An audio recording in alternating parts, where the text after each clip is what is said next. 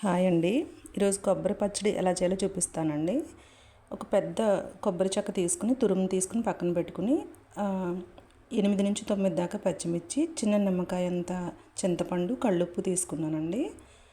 కొబ్బరి తురుము పక్కన పెట్టుకుని చింతపండు, ఉప్పు, పచ్చిమిర్చి 3 మిక్సీ జార్లోకి తీసుకుని మిక్సీ పట్టుకోవాలండి.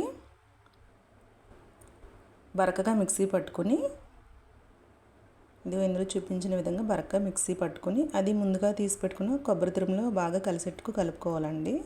నా దగ్గర కొద్దిగా కొత్తిమీర ఉంటే అది కూడా వేసుకున్నాను. బాగా కలిసేటట్టుగా కలుపుకొని పక్కన పెట్టుకోవాలి. పోపు సరుకులు ఇందులో చూపించిన పోపు సరుకులు తీసుకుని తాలింపుకి మనం ఒక గిన్నె పెట్టుకుని నూనె వేసుకుని పోపు సరుకులు బాగా వేగించుకోవాలండి. పోపు సరుకులు బాగా వేగిన తర్వాత స్టవ్ ఆఫ్ చేసేసుకోవాలండి. స్టవ్ ఆఫ్ చేసేసుకుని మనం ముందుగా కలిపి పెట్టుకున్న కొబ్బరి తురుముని అందులో వేసేసుకోవాలండి. వేసుకుని బాగా కలుపుకోవాలండి. మొత్తం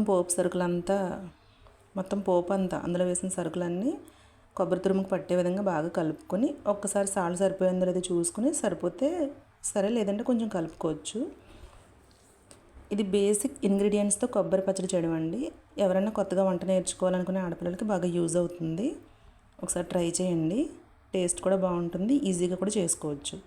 కొబ్బరి పచ్చడి చాలా విధంగా తయారు చేయొచ్చు.